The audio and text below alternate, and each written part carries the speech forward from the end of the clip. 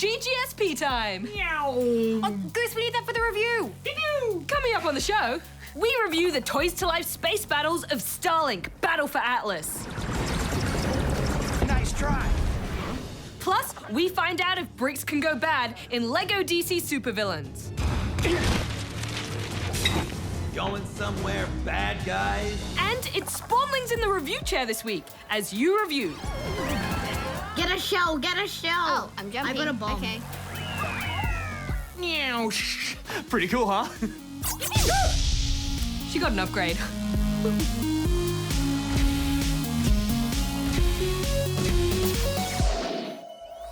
Rad, I'm sick of superheroes. It's always the same old story. Do-gooders with powers saving the world. Yeah, sometimes it's good to be bad. And the baddest of the bunch are in LEGO DC SuperVillains. I have come for your world. Your defeat is inevitable. Who here dares resist?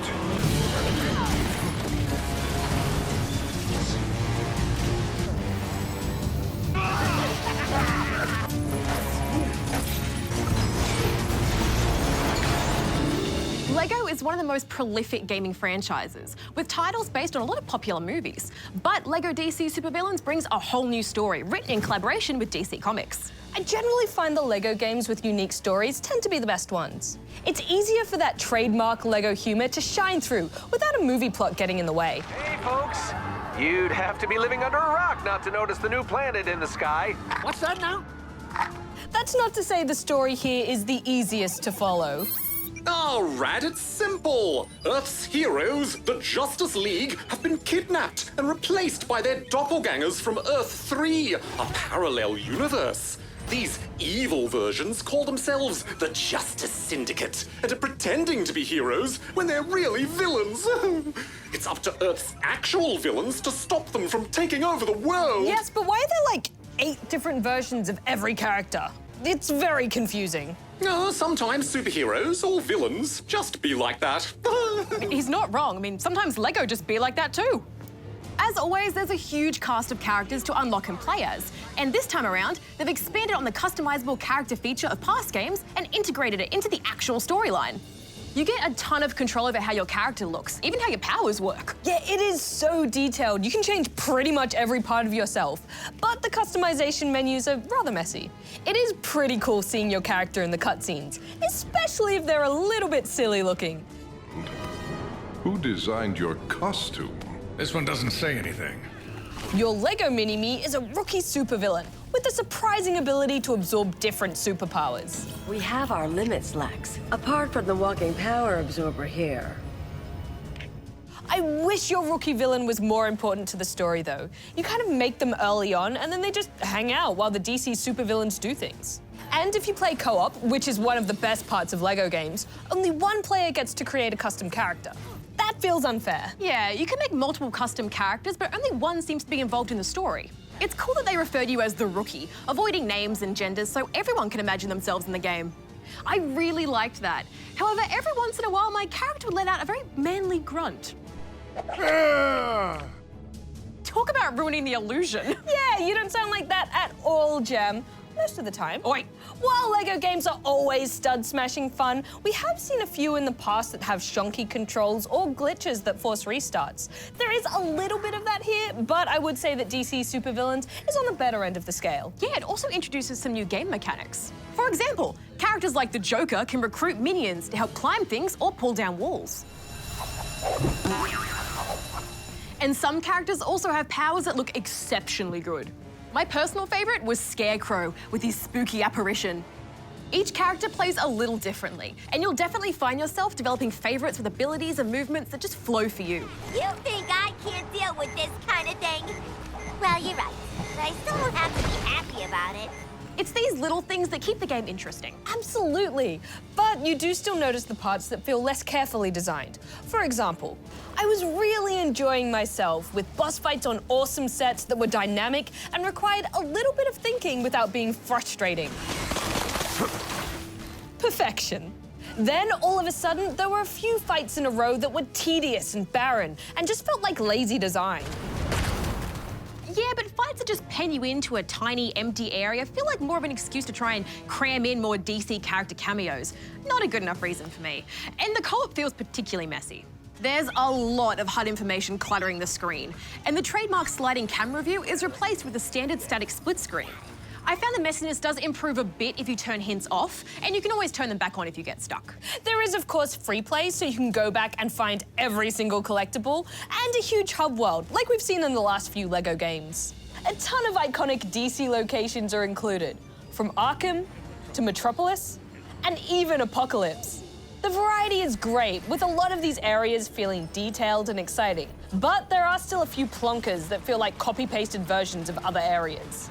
The LEGO game formula is getting pretty tired for me, and I feel like they always improve on some areas and then backslide on others, messing up those tiny details. I'm giving DC SuperVillains 2.5 out of 5 rubber chickens. It can be a slog at times, but when it gets good, it's really good.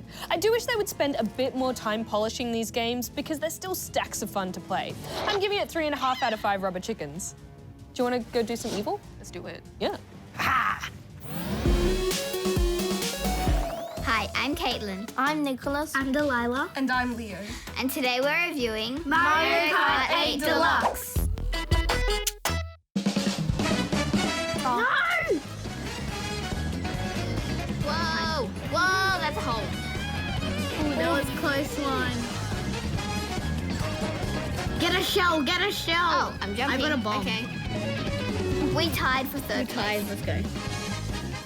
Mario Kart 8 Deluxe is a racing game. The objective of Mario Kart in regular races is to win the race, but when playing in battles, you have to pop the most balloons or collect the most coins. You compete either with AI, your friends, or you can even play online with other people. It's very competitive. That's revenge for getting me in the battle. Ow. You could also play it by yourself in time trials trying to get the best times. The gameplay is pretty good, but except for when you're almost at the edge and it doesn't drift quickly, so then you just fall off the road. Mario Kart 8 Deluxe gameplay is really fun and fluid. I'm invisible and rainbow at the same time. It's really interesting with all the wacky items flying around. It's very colorful and bright. I love the effects. There's the Yahoo noises when you get past the finish line first or second, and the way that they grumble when they get hit. The gameplay is really nice, how it's very smooth, but I have to say it kind of gets a bit repetitive when you're racing around because most of the maps are much the same. During the race today, there were a lot of close matchups and races. Some of the funny moments would be when people kept looking at the wrong screens and trying to control the wrong characters. No! I'm looking at the wrong screen! I thought my character was Caitlin's character. At the start, I was always at the back, 11th place and stuff, but then I started to get the hang of it. The maps are really expansive, from Yoshi Valley to Cheep Cheep Beach, and then all the way to the retro ones like Rainbow Road. I remember playing the water park race because it's my favorite. You actually go underwater a lot and you get a little propeller at the back of your cart or bike. I'm on fire! How can you be on fire underwater? My favorite track is Yoshi's Island because I think it's really interesting that it's in the shape of Yoshi, and it's also really fun to just race around it. I had a favorite. Mine was Sweet Sweet Kingdom because there was more shortcuts in it. My favorite one has to be Toad's Turnpike because it's really realistic and it had actual roads rather than other ones with crazy stuff. I always bang into the wall. The graphics in the game, like all Mario games, has its nice cartoony 3D style. The graphics were very polished. If you see Mario Kart 8 on the Wii U, although they ported it, I feel like they amped up the graphics to Nintendo Switch's full potential. My favorite thing about the game is how chaotic it could get sometimes, with a bunch of friends spamming items at each other, not even knowing what's happening sometimes. Yes, I got you. Whoa, what is all this around shell? me? Ink everybody. I would say that my favorite thing is the array of characters. I like how Mario Kart added characters from other games. My favorite thing was like playing with friends. You're not by yourself. You can like play with people, have fun, and like it's not that serious. And I ran into a bus.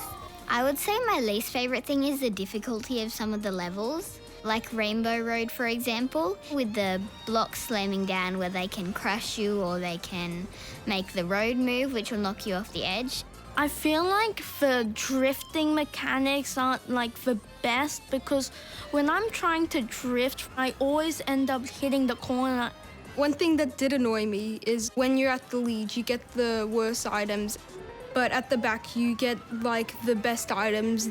It's meant to be used to keep the pack together and close, but sometimes it can feel a little unfair. No. Who threw the blue shell? Me. Mario Kart 8 Deluxe is an amazing game.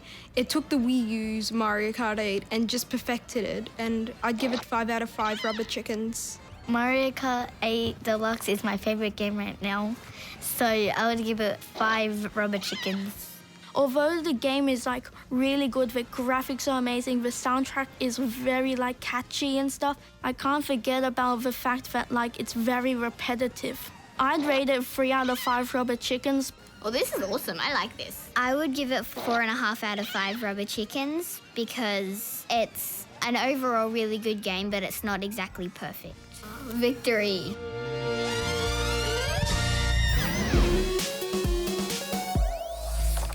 All right, Goose, are you sufficiently spruced up and ready for Ask SP? Why, yes, Rad. You might say I am the spruced goose. Oh, excellent. Well, let's waste no time and dive right in with this video question from Lewis.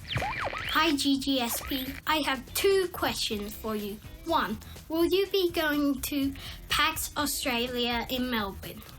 And 2, do you know any good couch co-op games for PS4 or Nintendo Switch? Thank you.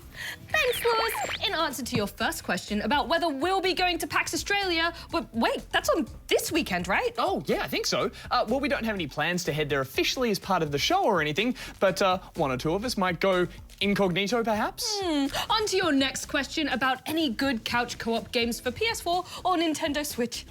Couch co-op.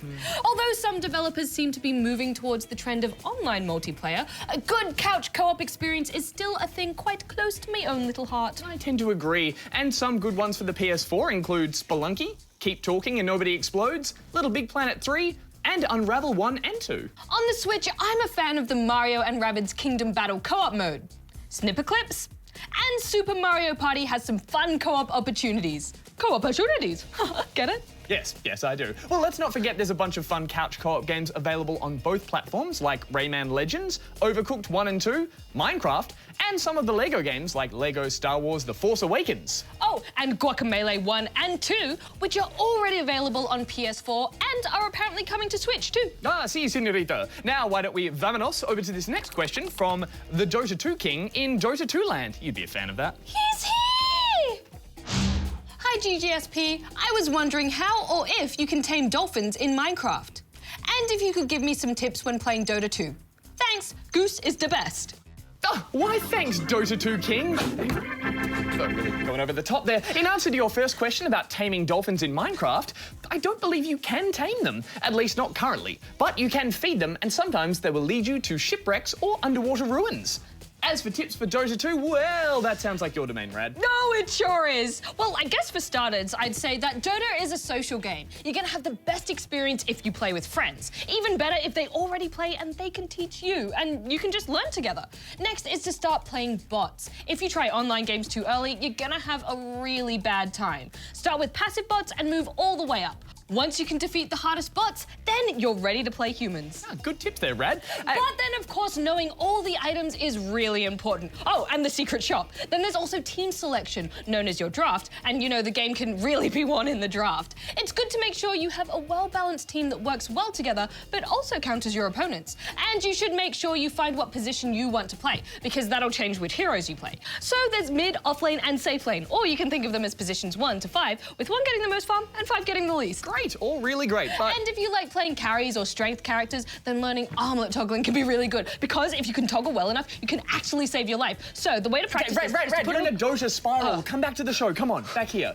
You're right, Goose, sorry. Sometimes when I start talking Dota, it can be really hard to stop. And the game is intensely strategic, so there's a lot to consider. And hey, if you want to hear me talk more about Dota, you can take a look at our online channels. Sure, but we have other non-Dota related questions to answer, like this one here from Jackson. But armlet toggling really is quite great. No time. What is the most powerful mob in Minecraft? Thanks, Jackson. The most powerful mob in Minecraft. Well, I'd have to say that although the Ender Dragon can be a challenge, I think the Wither Boss is probably the most powerful in my opinion. Or at least the one I think is the toughest. With 300 health points, it's pretty aggressive, regenerates quickly, and grows larger as its health grows, so it makes it hard to regroup after attacks. I would tend to agree with you there, Goose, and it sure is creepy. Ugh. Now, I see a very important question here from my very own secretary. You have a secretary? A secretary. Oh, I want one. It's mine.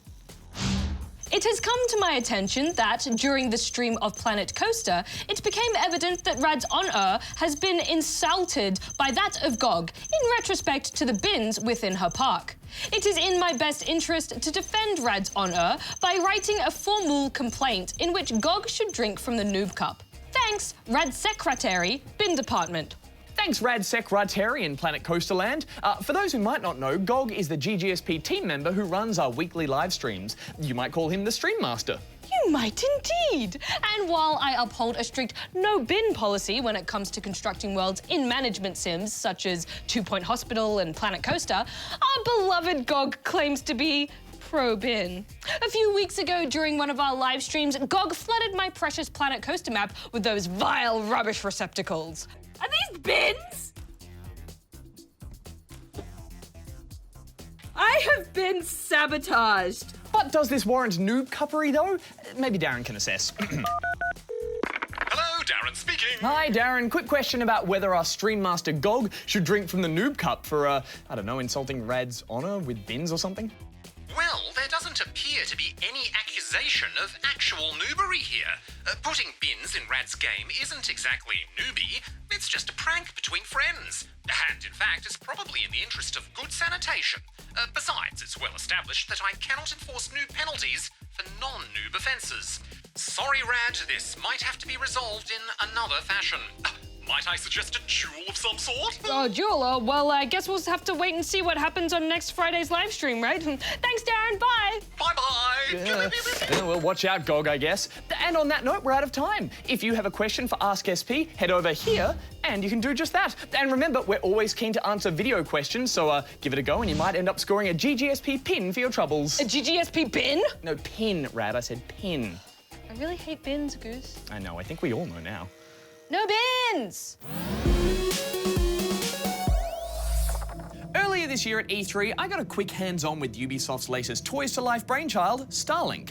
Now, after sinking some serious time into the Atlas system, I can confidently say that this sprawling space adventure adds up to far more than just the sum of its spaceship parts. All right then, pilots at the ready. Check. Wings attached. Weapons check. Punch it.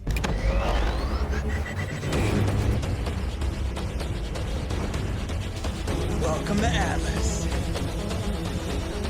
All units, brace yourselves.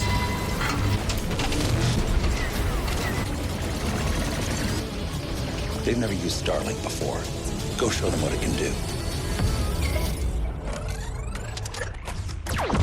Starlink Battle for Atlas is a vehicular space combat exploration game set in a vast, unexplored universe full of mystery and danger. And right from the get-go, you're dropped straight into the middle of the adventure, which does mean you're left playing catch-up with a lot of the story. A young crew of pilots known as the Starlink Initiative are being led by a scientist on the hunt for some space relics. Proximity warning. It's not long, however, before an evil force known as the Forgotten Legion ambushes your ship, the Equinox, kidnapping said scientist and leaving your crew stranded. No. It's a pretty by-the-numbers story with a ton of extra sci-fi stuff thrown in just to complicate things. None of which is explained all that well, and some of the voice acting is super cheesy. Should be just enough to get us airborne again. Yeah, or just enough to be blown to pieces. But it does set up a world that I was keen to get out and explore. And fortunately, what's here to explore is massive. The Atlas system is made up of 7 huge worlds that you're free to fly to and from as you please. Arriving at a planet, you punch through the atmosphere before cutting your engines and transforming into a kind of hover tank that can strafe, hop, spin, and blast its way around, which makes traversal and combat far smoother. But I must say, for a game all about starships, I was surprised by how much of it takes place on the ground. Yeah, I actually think that breaking up the gameplay between the two vehicle styles keeps things really interesting. Mixing up the fast-paced space dogfights with strafey shooty missions on the ground. And blasting back into space from the planet's surface is always exhilarating. It's quite a familiar feeling, wouldn't you say, Jem? Totally. To say this game takes some inspiration from the recently updated No Man's Sky would be the understatement of the year. Yeah, the similarities are everywhere. Seamless interplanetary travel, collecting minerals, scanning wildlife, battling space pirates. However, Starlink does make a solid attempt to build on and improve these ideas. Speaking of which, we should talk about the most unique feature of Starlink, the toys! As the game centers around your starship, Ubisoft have developed customizable figures that attach to your controller, allowing you to switch around everything from your ship's wings, weapons, cockpit, even the pilot. It is a really clever bit of tech, and it never got old watching my little plastic starship materialize on screen, even if it was a bit of a wonky design. It really is quite magical, and it's not just for show. Your ship will handle differently depending on its build. Elemental weapon types need to be changed to target different enemies. Gear can all be modded. Plus, you're always leveling up your pilot and your ship. Also, if you happen to have more than one toy ship on hand, you can use it to continue playing if your ship's destroyed mid-battle. This only saves you respawning back at a checkpoint, so it's by no means essential. It all sounds like a lot to manage, and unfortunately the menus don't do the best job of explaining it all, but eventually you should find a ship loadout that you like. Personally, I always picked a fast ship with a mix of fire and ice weapons to gain a critical thermal shock bonus. Uh-oh, this ain't looking good for you. Mixing and matching up weapons is a blast. But Goose, let's explain what you need to buy to play. First of all, you can complete the entire game with just the starter pack. Buying extra weapons, ships, and pilots is entirely optional. Secondly, while the starter pack for each console version comes with a single toy ship, pilot, and weapons, you can purchase the game and gear digitally, meaning you don't need any of the toys and can do your ship customization from an in-game menu. It is a bit less fun without the physical toys, but it still works well. And finally, the Switch version includes an exclusive character, Fox McCloud, his R-Wing, plus extra missions all weaved into the main campaign. Let's rock and roll, boys. It's actually a huge bonus for Switch owners and a great nod to fans of the old Star Fox games. Store barrel!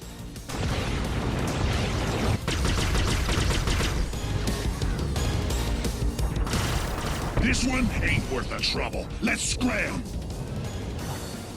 Well, with that sorted, we should talk a bit more about the gameplay loop that opens up after those first few hours. Your main objective involves liberating planets from the Legion, and this is done by destroying extractor towers.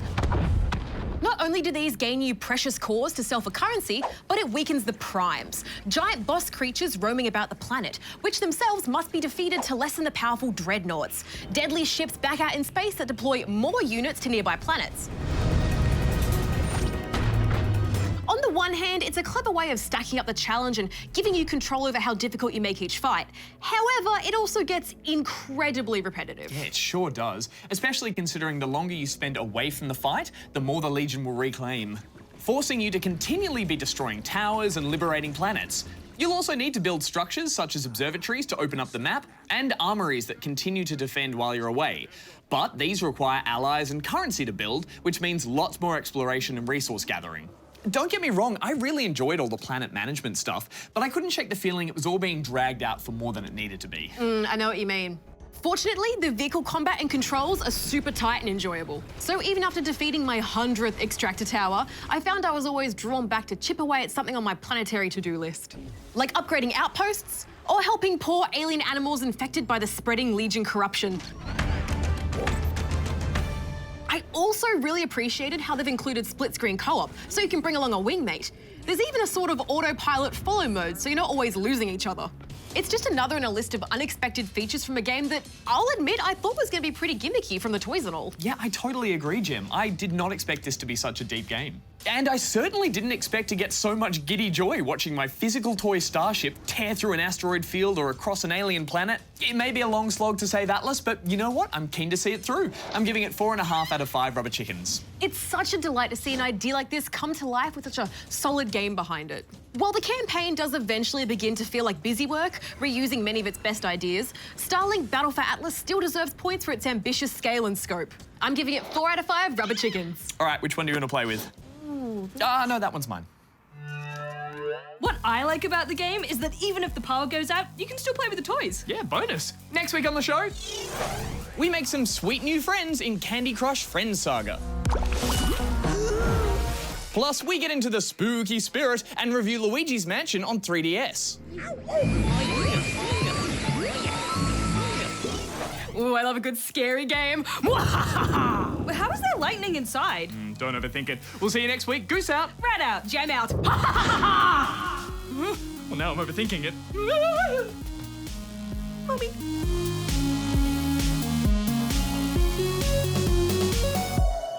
What? Punch it. Wow, he really wants to come off. Punch it.